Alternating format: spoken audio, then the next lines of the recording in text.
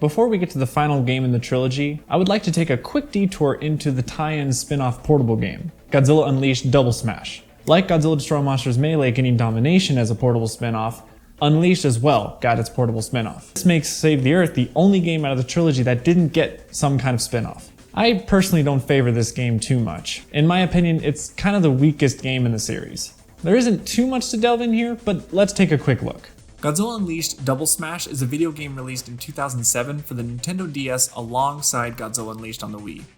Godzilla Unleashed Double Smash is a two-dimensional side-scrolling platformer.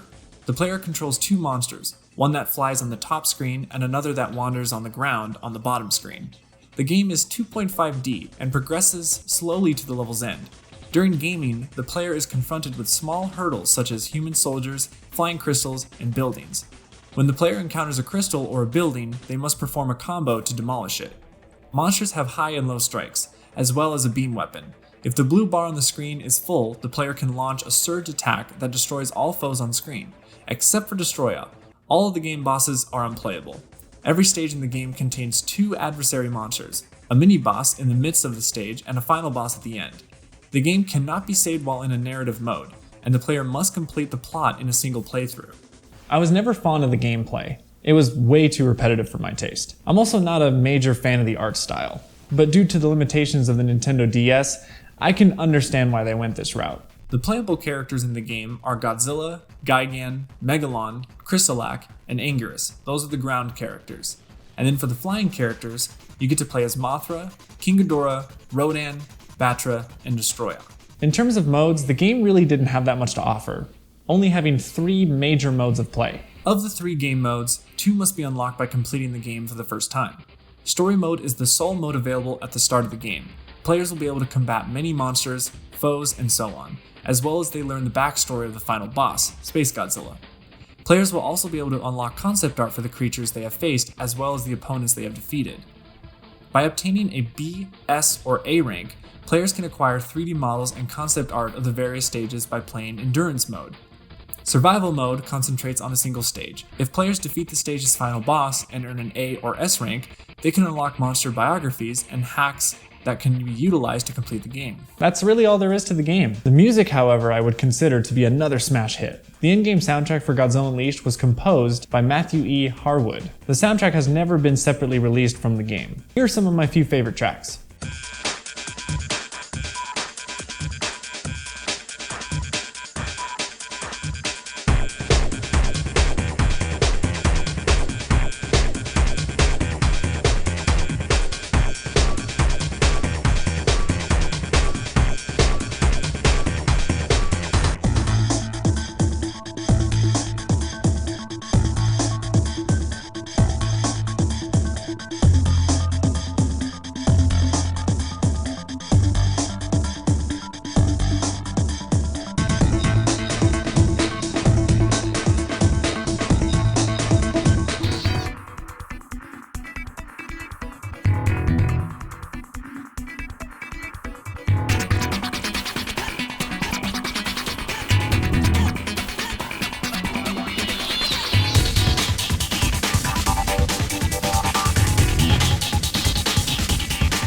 How about some fun trivia facts? IGN gave Godzilla Unleashed Double Smash a rating of 3.0, calling it one of the worst DS games. Manda, Ibra, Mecha King Ghidorah, and Biollante are among the game's bosses who are significantly larger than their movie counterparts. In the game, the Sphinx is also much larger than it is in real life. Godzilla's design in the game is a combination of his Heisei and Millennium versions. This game has more monsters than Godzilla Unleashed for the Wii. According to the game's monster database, Titanosaurus seemed to have initially appeared in the 1957 film The Mysterians. In terms of design and story role, the Mechagodzilla presented in the game mostly closely resembles Kiryu, yet its entry in the Monster Manifest describes it as the Showa Mechagodzilla. A white gorilla model can be discovered in the game's data files. Now that we covered that, it's time to get to the main attraction, the Godzilla game to end all Godzilla games. A game that the devs were super ambitious about. Was it a bit too ambitious though? Would this game go down in history to be the definitive Godzilla game? And a perfect way to send off this trilogy? Well, there's only one way to find out. Let's look at the infamous Godzilla Unleashed.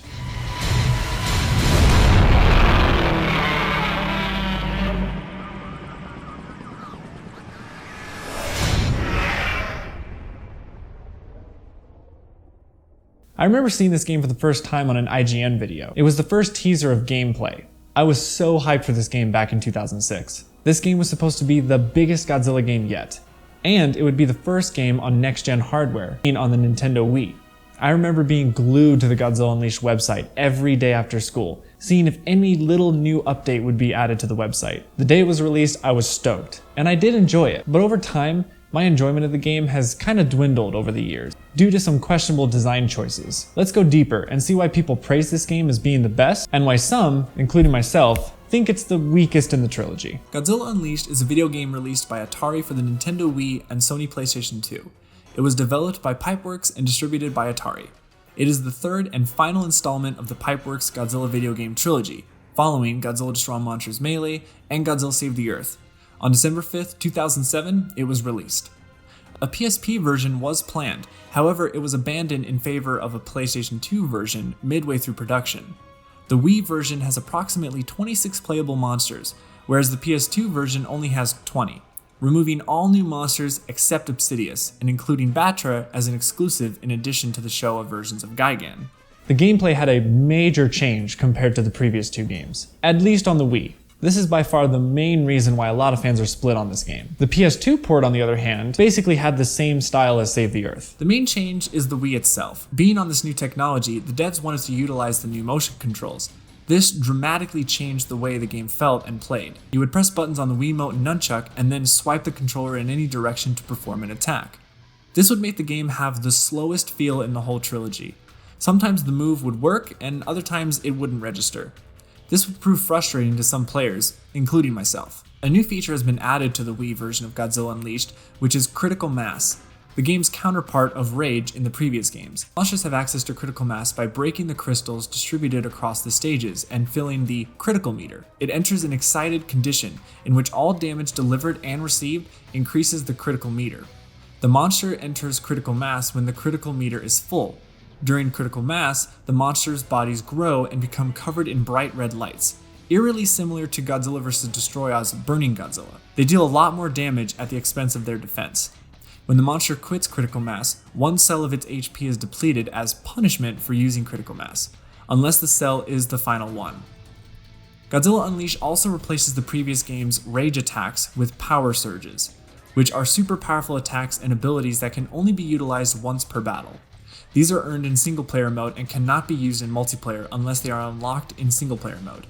During the game's story mode, the player will come across monsters who have been endowed with odd abilities by the crystals. The player's monster has two options: beat the monster and earn that power for itself, or destroy the crystals and free the monster. When the surge wears off, the player can deactivate it with a nuclear pulse like a shockwave. A single monster can have multiple power surges. The radiation surge, for example, enables the nuclear pulse rage attack. The fire surge enables the finishing breath rage attack, and the dark surge, which offers immunity to all ranged assault. Initially, it was thought that the surges were monster specific, but after the game's release, it was found that the surges are available to all monsters. Critical mass is known as the power surge in the PS2 version of the game, and power surge assault are simply known as surges. Surge attacks in the PS2 version also do not activate rage attacks, instead emitting minor shockwaves with their own effect. Military presence is represented in the game via numerous vehicles displayed on the outskirts of the battle. The player can alter the degree of military presence in the stages by using the slider options in the menu. These vehicles assault the monster that is the most dangerous to the city. The Gatango, or Atragon in the game, is a boss battleship. General Gaisen, the Atragon's pilot, is driven insane by the hate of monsters and radiation from the crystals. The Vortak have a military force composed of walkers and UFOs. The battle system was also tweaked for the Wii version. The PS2 version retains the previous health and energy meter system. However, the Wii version incorporates a cell system. Each monster has a set number of health cells. The default is 5. Larger monsters such as King Ghidorah, Space Godzilla, and Biollante have 6 cells, while the smaller monsters like Fire Rodan, Baragon, and Mogera have 4. Regardless of the difficulty level, Titanosaurus will always have 5 cells in story mode. When the health bar is emitted, a cell dies, and the next cell replaces it. The monster will be knocked out after the last cell is drained. The new cells are also used in the energy system, with the default beginning amount being 2 cells. Jet Jaguar starts with 4 to compensate for the weakness of his beam. Except for Mechagodzilla and Mechagodzilla 2, beam weapons can no longer be utilized to KO monsters. Holding C or Z and C if a cell is already present will charge it. Baragon charges his energy simply by being in contact with the ground, while Mogera automatically charges slowly, but this can be sped up using a move that has Mogera shut down to recharge. The story mode for this game was very ambitious. It had a more in-depth storyline with actual characters, like an actual cast in the game. It had sort of a choose your own path or kind of a non-linear way of going through the missions. And you could tackle which missions you wanted to choose at any point, and you can also decide to join a certain monster or attack them. The game had a big emphasis on factions. We'll get to the factions later, but I feel that there was a lot to be desired with this campaign. I think given more time, the devs could have made a lot more in this campaign and made it one hell of an experience. Godzilla Unleashed's plot opens with a meteor shower showering down on Earth, causing climate upheavals and earthquakes. Simultaneously, as a result of crystals forming on the ground, the monsters of Earth begin to attack cities all across the world. Factions arise among Earth's creatures as well as the monsters that attack them, resulting in 4 monster factions. Later events, particularly the relationships between the factions, are influenced by choices made within the story. The Vortak, who have returned from earlier games, decide to invade and take Earth using the crystals, but their mothership is knocked down into San Francisco Bay. The source of the crystals is revealed in the finale to be Space Godzilla, who is attempting to infiltrate New York through a wormhole. There are 3 endings based on the factions. If an alien wins, Vorticia laughs in triumph. If a mutant wins or obtains all the power surges, the crystals expand at a cancerous rate and the player's monster takes over the globe. If the Global Defense Force, or Earth Defenders, triumph, the player's monster is praised for its valor and the world returns to normal. Although when playing as an alien or mutant, the player can turn against their group and align with the Earth Defenders of the GDF's monsters. There are no endings in which an alien or mutant saves Earth. Like I said before, the game actually had a cast of characters to follow throughout the story. Base Commander Takagi oversees assessing situations and directing the GDF's mecha forces into action. In tumultuous situations, he is the calm head, always keeping his emotions in check. He is Miku's boss. Specialist Kenji Miku is one of many GDF's technicians responsible for monitoring the worldwide defense grid and all monster activity. She reports directly to Commander Takagi, her superior. Miku believes that Earth's monsters are heroic defenders of the planet who rage only when their precious home is threatened by human arrogance or otherworldly forces. General Gaizen is a semi-retired, hardcore military man who serves on the GDF Council as a military advisor. As the commander of the Atragon, he has lost many encounters against Godzilla over his career. As a result, he harbors a profound aversion to all monsters. Despite the fact that he is no longer in active charge, his bombastic, demeanoring personality wields enormous sway inside the council. He found one of the crystals, which has significant impact on his sanity, causing him to fight whichever monster the player uses twice and escape the first time. Gaizen begins to question his reckless attacks on the monsters and the impact of the crystals before the second encounter. But his anger triumphs and he strikes the player for a second time, culminating to his death where the monster destroys the Atragon. Interestingly, none of Gaizen levels appears in the GDF tale, most likely because Gaizen would never deliberately target a GDF mecha unit. Dr. Shiragami, a brilliant GDF scientist and the world's leading specialist on enormous monsters, makes some fascinating discoveries of the nature of the crystal's formations and the alien radiation they emit. General Gaizen instructs him to build a bioagent to eradicate the monsters, but Gaizen mocks him, referring to his efforts as biolots. Shiragami's efforts with anti-monster mutagens result in the development of Biolante. Shiragami later interrupts the council meeting to deliver his findings on critical mass, as well as to notify the council on Earth's actions about crystals, having somehow survived his confrontation with the beast. The best thing about this game is the number of monsters that are available to play. Every monster from the previous game is in this game, and they add a bunch more, at least on the Wii version. The PS2 version didn't really add a lot more characters. Really, the only one exception would be Batra as an exclusive on the PS2. The other big change is that now every character is a part of a faction. Another thing I really liked about the game is that the devs gave each monster kind of their own personality in this game, and also the way that they play. It gives the game a little bit more depth than the previous titles. Earth Defenders tolerate humans, but make little effort to defend them. They consider the crystals as a scourge on the Earth, and their primary purpose is to eliminate them. They defend the globe and their home, Monster Island, against any foreign danger. Godzilla is one of the most powerful monsters. His famed atomic breath delivers a lot of damage, but unlike most Earth native kaiju, he does not believe humanity is worth preserving and is considered exceedingly deadly. He has a fantastic sixth sense that alerts him to where he has to go. Both Godzilla 1954 and Godzilla 1990s appears as secret characters in the game. In the model, they are identical from the neck down, but do have distinct skins, heads, atomic breath colors, dorsal fins, and sound files. They are not playable in the Wii version story mode, however. Godzilla 1990s is playable in the PlayStation 2 version story mode. Godzilla 1954 is only available for the Wii version of the game. Anguirus is a devoted Earth Defender and Godzilla's ally, along with his thick spikes, which can sometimes backfire adversaries' strikes and give him the advantage. He can roll into a ball as an ability attack, and he also has been granted Sonic Scream, which can blow away his opponents. And he has the rage to reverberate over buildings and rocks. Anguirus is the only creature who cannot engage in beam locks in the Wii version of the game. Fire Rodan is a prehistoric monster with a penchant for fire that rules the skies and is the only defender who can employ his beam while in the air. He is impervious to numerous heat strikes and uses wind power to force his opponents to retreat to a short distance. To oppose attack, he can also soar high above his opponents. Despite his name being Fire Rodan in the game, he is still referred to as Rodan by GDF Communications. Mothra is a beneficent Earth Defender who actively defends humanity from a variety of perils. She begins as a larva and spits out silk to paralyze her adversaries. She also has a stinger on her tail that she can use to attack. When her health is low, or if the player wishes, she cocoons herself into Amigo form and emerges with full health and ability to block range attacks. Baragon is one of Earth Defender's tiniest members, yet he has tremendous martial-like techniques that allow him to win the majority of the time. He is a burrower that frequently uses tunneling talents to sneak up on opponents or flee in danger. He also has Fire Breath, which charges whenever he comes into touching with the ground. King Caesar is a spiritual Earth Defender, with a human heart who can use human-like fighting methods and fire beams from his eyes. He goes out of his way to defend humanity, unlike most Earth Defenders. He's only available on the Wii version. Varen has the capacity to glide with membranes or skin folds under his arms. He is given a ranged green sonic beam, and while his ordinary toothed claw strikes aren't strongest, his ferocious assaults are lethal. Varen is only available on the Wii version. The Global Defense Force has constructed a large number of mechs to defend Earth, which were previously operated by people but are now driven by electric autonomous brains, making them vulnerable to crystals.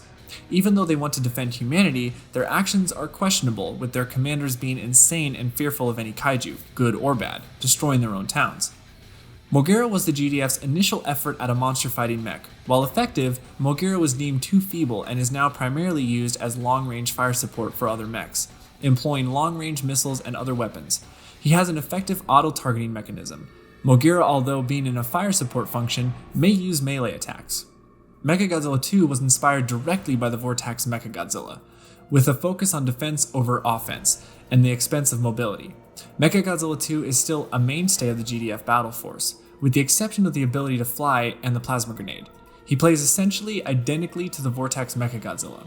Unlike other monsters, his beam weapon may truly knock out health cells and even KO opponents in this manner. Kiryu is a genetically identical cyborg to Godzilla, who acts as humanity's primary protector against alien invasions and monster attacks.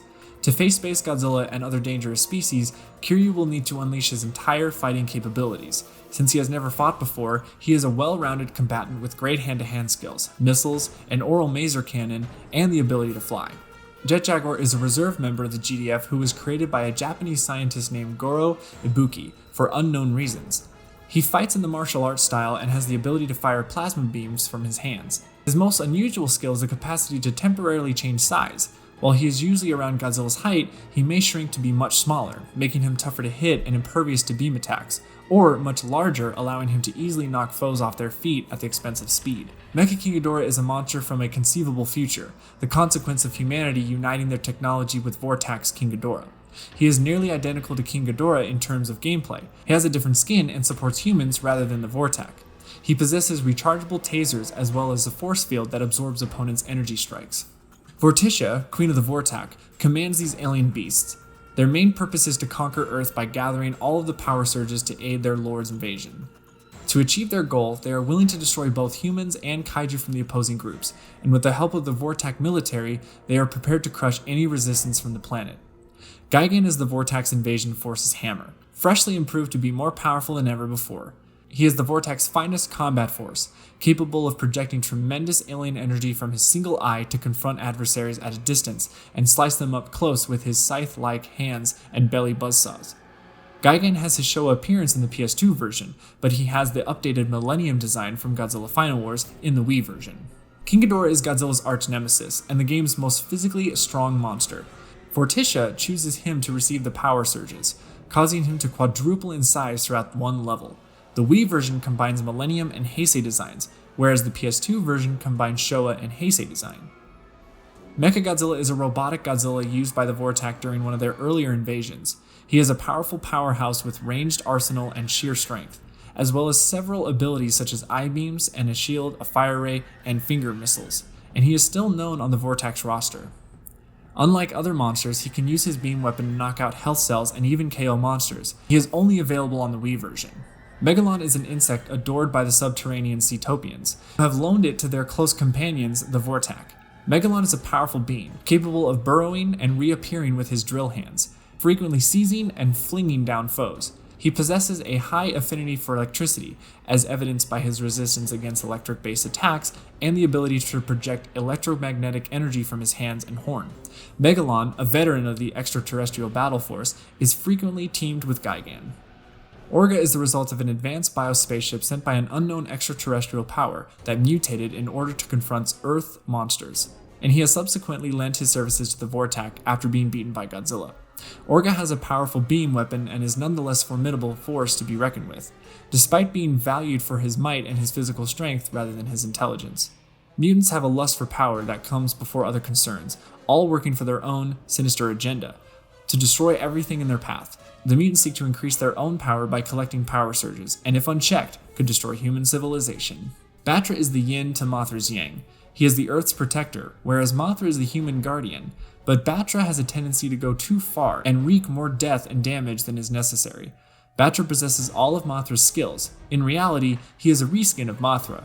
He is the only monster that is exclusive to the PS2 version. Dr. Shiragami accidentally created Biollante during his anti-monster mutagen studies. Under General Gaizen's orders, the Doctor combined Godzilla's G-cells with a foam compound in Tokyo, but they united and became Biollante. The gigantic plant monster moves slowly, yet she may burrow and resurface whenever she wants. She is the game's largest monster, attacking from a distance with her stretching, gaping vines and caustic sap spray sprayed from her mouth. She may also be lethal up close, biting opponents' monsters with her massive jaw. She is only available in the Wii version. Biollante appears to be using recycled data from Godzilla Save the Earth. Destroy is the nihilistic manifestation of death, who desires to annihilate all life forms. He can concentrate energy from his horn and utilize it as a sword to sever all opponents. Unlike in previous games, his horn katana does not consume energy and can be used as often as the player wants. As a result, he is an unbalanced character who can easily win battles with this strike alone. Destroyer can also attack with his clawed hands and forked tail, and his wings allow him to jump higher. Crystalac is a new character in the game. He is a semi-sentient, crystal-created creature. His sole goal is to amass all known power surges and become the most powerful creature on the planet. Crystalac's crystal hide protects him from most weapons, and he may overload his crystal heart to cause a massive explosion. He is only available in the Wii version. Megaguirus is a massive prehistoric dragonfly and the queen of a massive swarm of Meganula. She grew to enormous size as her swarm siphoned Godzilla's atomic energy and transferred it to her. Megaguirus may absorb opponents' energy and release it in form of an energy discharge, or a copy of the monster's own beam. When Megaguirus has more than one energy cell and fires, the following cell is not depleted, allowing the beam to be fired forever. If the beam was stolen from Mechagodzilla or Mechagodzilla 2, the player can eliminate any monster in range.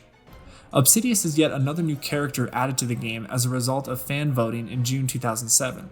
Obsidius, who was brought to life by the power of the crystals and the raw, ferocious material beneath the Earth's crust, pursues power surges and critical mass for his own power.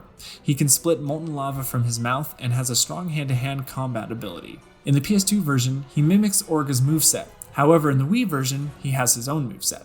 Space Godzilla is the monster behind the Crystal Plague, summoning a crystal meteor to infect Earth so that it can land on the planet and conquer it for himself. Space Godzilla is an evil, alien, telekinetic clone of Godzilla himself. He moves slowly, yet has the capacity to levitate in the air fast. Despite his weak hand-to-hand combat abilities, he can unleash tremendous energy assaults by generating and absorbing force via crystal spires. Titanosaurus is a prehistoric marine lizard who intends to exploit the power surges to exact vengeance on humanity for disrupting his slumber.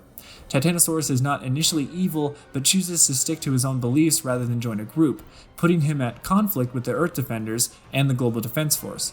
He is a melee warrior with the ability to discharge a supersonic beam from his mouth. He is only available in the Wii version.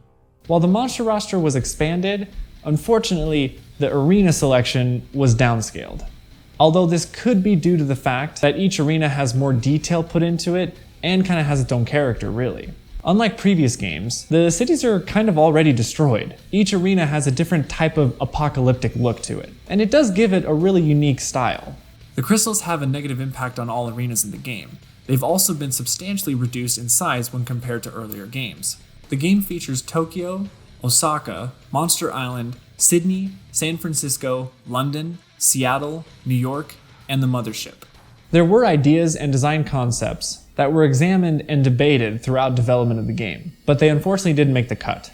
Fire Lion, the Visitor, and the Lightning Bug. These three, along with Obsidius, were the new monsters that were designed and voted into the game. Crystalac was going to be in the game regardless. Obsidius was the monster who was ultimately elected into the game, while the other three were rejected. The Earth Defenders factions would have included Fire Lion, while the Aliens faction would have included the Visitor and Lightning Bug. Hedorah was not created owing to the complicated cell shading required due to his blob-like nature, as well as his form changes, which were hard to achieve on the Wii. Hedorah would have been a member of the Aliens group. In an interview, King Kong was mentioned. Due to a licensing concern with Universal Pictures, King Kong was not featured. He would have belonged to the Earth Defenders faction. For Mecha Kong, there was an interview where he was mentioned. He would have belonged to the Aliens faction.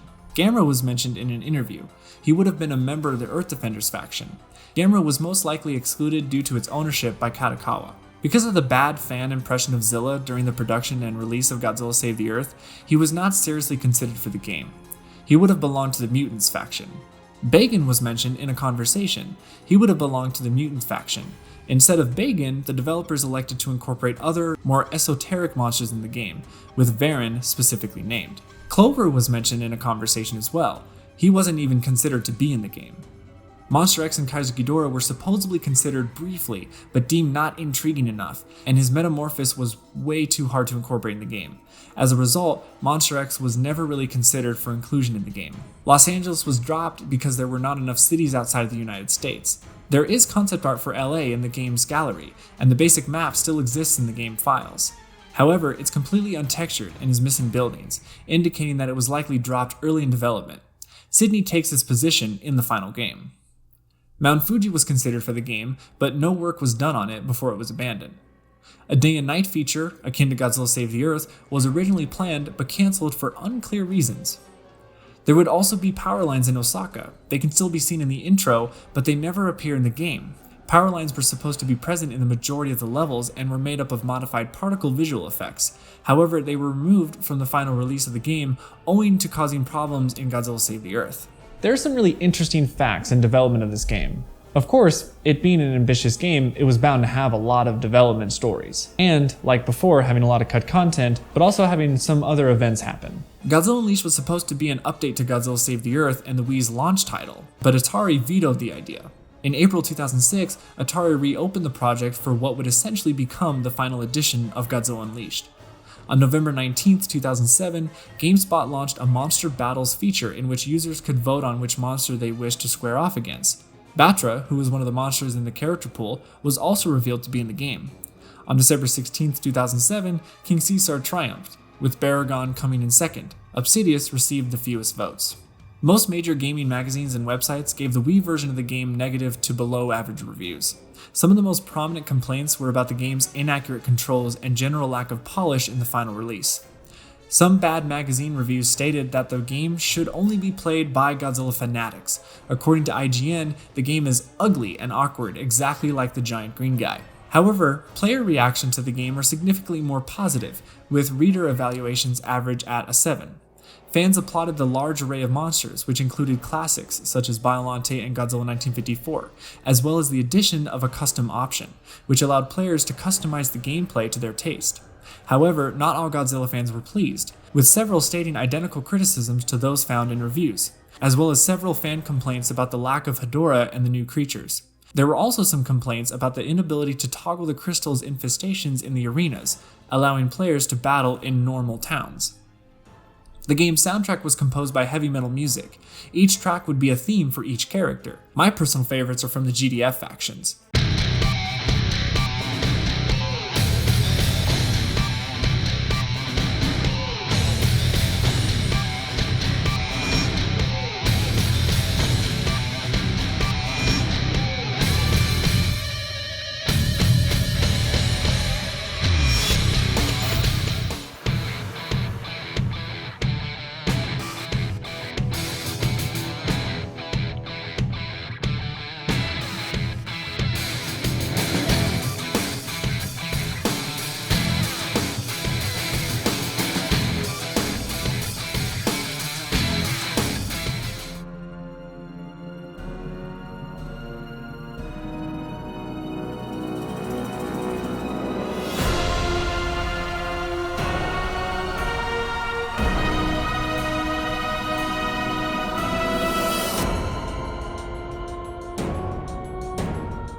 It's some more trivia time!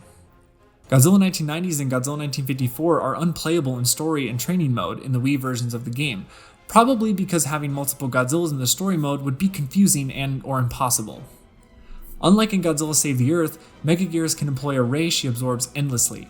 The disadvantage is that she cannot auto-target, making it difficult to hit repeatedly. Despite this, Megaguirus can just barrage her enemies with lasers until they are knocked down.